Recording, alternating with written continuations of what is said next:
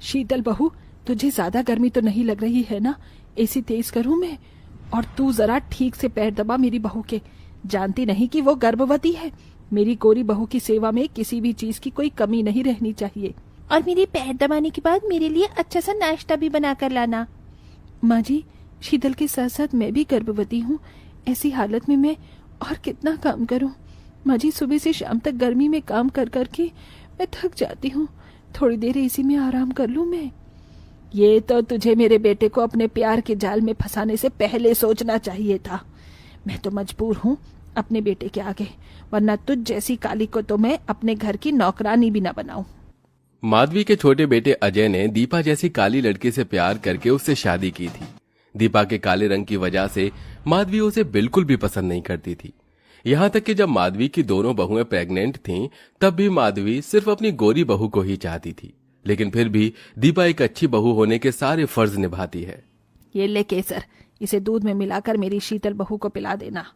माधवी के दिए हुए केसर से दीपा शीतल के लिए दूध बनाती है और उसे उसके कमरे में देने के लिए जाती है। लेकिन दीपा देखती है कि शीतल गर्भवती अवस्था में भी कानों में भी हेडफोन लगाकर बर्गर खाते हुए अपने कमरे में डांस कर रही है।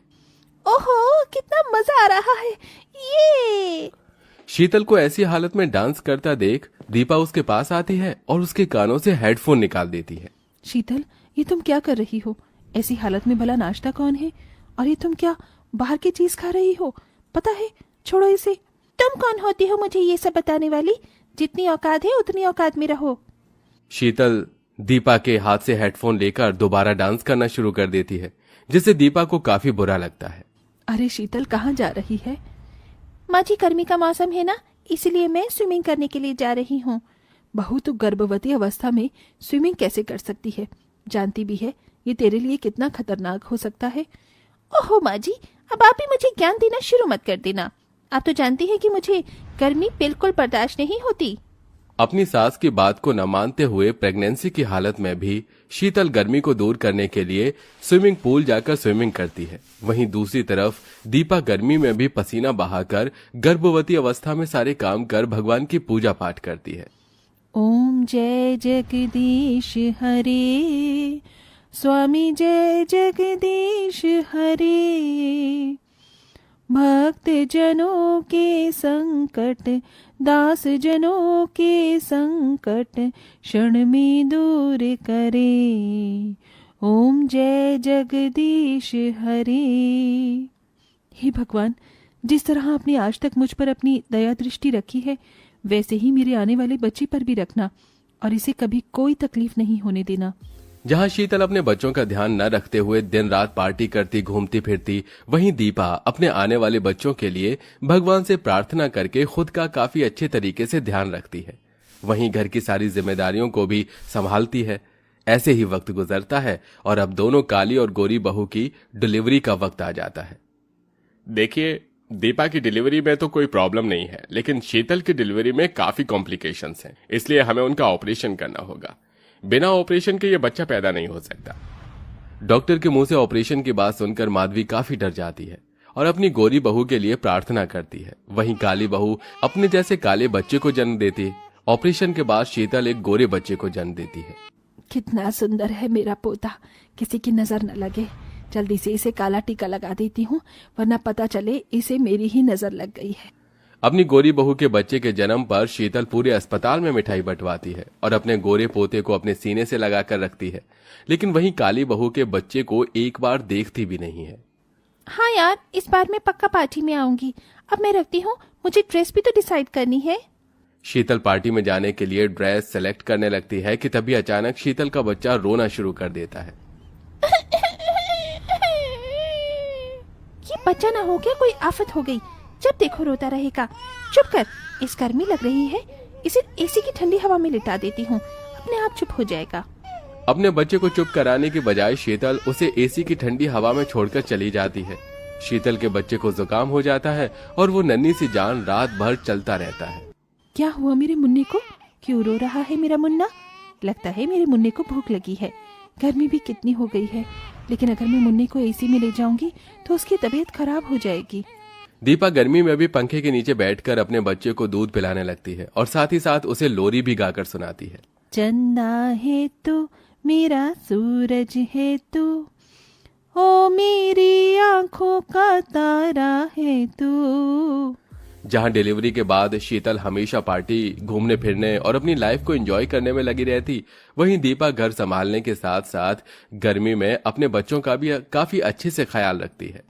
शीतल बहू, तेरा बच्चा कब से रो रहा है, उसे दूध पिला। देख कैसे उसके होठ सूख गए हैं। माँ जी, मैं इसे दूध पिलाकर अपना फिगर खराब नहीं कर सकती। वैसे ही प्रेगनेंसी में मेरा फिगर काफी खराब हो चुका है। शीतल का ऐसा जवाब सुनकर माधवी खुद बच्चे को गोद में उठाकर उसे चुप कराने लगती है, लेकिन बच्चा चुप होने का नाम ही नहीं लेता। बच्चे के रोने की आवाज सुनकर दीपा माधवी के पास आती है। माँ जी, ये शीतल का बच्चा इतना रो क्यों रहा है?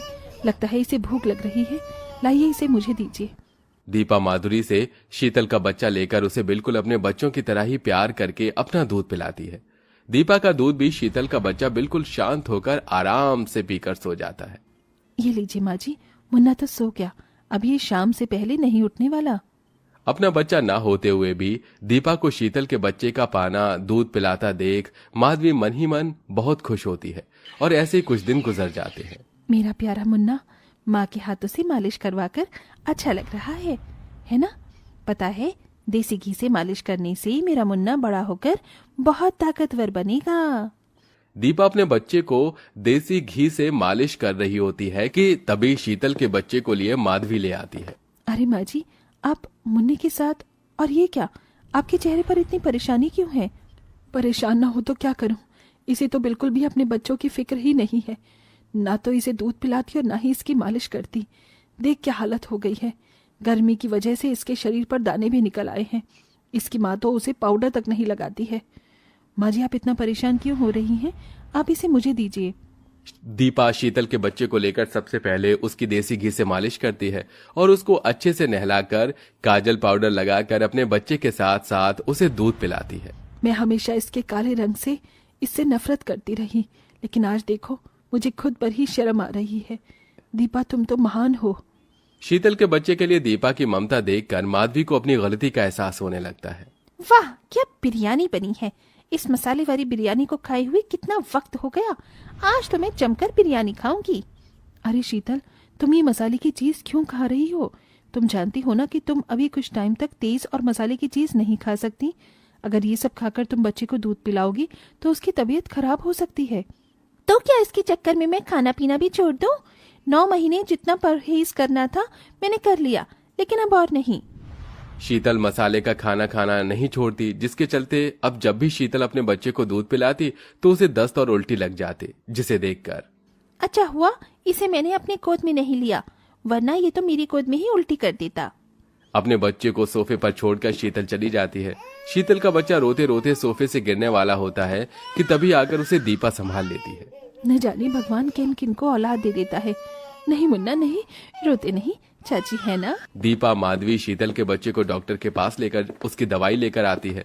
वहीं अब शीतल का बच्चा दिन भर दीपा के साथ रहता है।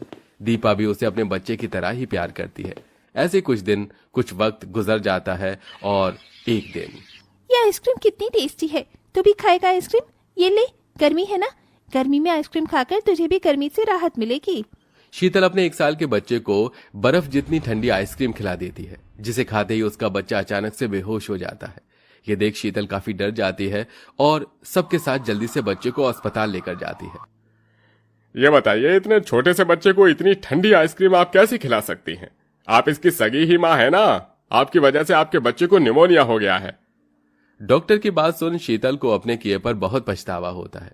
वहीं दूसरी तरफ दीपा शीतल के बच्चे का काफी अच्छे तरीके से ध्यान रखती है, जिसके चलते बच्चा सिर्फ कुछ दिनों में ही ठीक हो जाता है। आज मैं आपके लिए कितने सारे खिलौने लेकर आई हूँ। आ जाओ, मम्मी की गोद में आ जाओ। शीतल जैसे ही अपने बच्चे को गोद में लेती है तो उसका बच्चा जोर जोर से रोना शुरू कर देता है, जिसे देख दीपा जल्दी से शीतल से अपना बच्चा अपनी गोद में ले लेती है। दीपा के गोद में जाते ही वो बच्चा बिल्कुल शांत हो जाता है। ये मेरा बच्चा है, ये तुम्हारी गोद में क्यों चुप हुआ? अच्छा, तो तुझे याद आ ही गया कि ये तेरा बच्चा है। तूने बच्चे तो पैदा कर दिया, लेकिन तू एक अच्छी माँ नहीं बन सकी।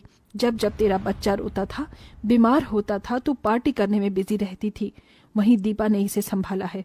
इसलिए आज तेरा ही बच्चा तेरे गोद में ना चुप होकर अपनी चाची की गोद में आराम से हंस रहा है। अगर दीपा न होती तो तेरा बच्चा तो कब का ही मर जाता।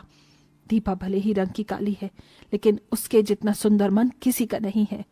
अपनी सास की बातें सुन शीतल की आंखों में आंसू आ जाते हैं। हे भगवान, ये क्या हो गया मुझसे? मेरा ही बच्चा मुझे पहचान नहीं पा रहा है, सिर्फ मेरी गलती की वजह से। मैंने तो इस दुनिया का सबसे खूबसूरत शब्द माँ है, और मैंने इसी शब्द की इतनी बेइज्जती करी। भगवान भी मुझे माफ नहीं करेगा। नहीं शीतल, ऐसा मत कहो। तुम तो इसकी माँ हो, बस तुम्हें इस चीज का पहला एहसास नहीं था। अभी भी देरी नहीं हुई है, सब कुछ ठीक हो सकता है। शीतल दीपा के कहे मुताबिक अपने बच्चे का ध्यान ठीक से रखती है, जिससे अब धीरे धीरे शीतल का बच्चा उसे पहचानने लगता है। वहीं शीतल दीपा से अपने किए की माफी मांगती है और अब दोनों काली गोरी बहुएं अपने बच्चों के साथ हंसी खुशी रहने लगती हैं।